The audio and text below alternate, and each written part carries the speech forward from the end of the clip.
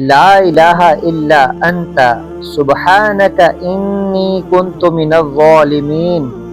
فضیلت: رسول اللہ صلی اللہ علیہ وسلم نے فرمایا، مچھلی کے پیٹ میں ذو نون یعنی یونس علیہ السلام کی دعا یہ تھی، جو مسلمان آدمی کسی بھی مقصد کے لیے ان کلمات کے ساتھ دعا کرتا ہے تو اللہ تعالیٰ ضرور اس کی دعا قبول فرماتا ہے۔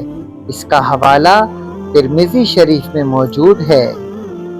پیارے ناظرین، اس عمل کو آپ پریشانی مشکل میں پھنسے ہوئے ہوں یا آپ کی کوئی چیز گم ہو گئی ہو، جو بھی آپ کو مسئلہ ہو، اس آیت کو زبان پر جاری رکھیں، انشاءاللہ تعالیٰ اس مشکل پریشانی سے اللہ تعالیٰ آپ کو نکال دے گا۔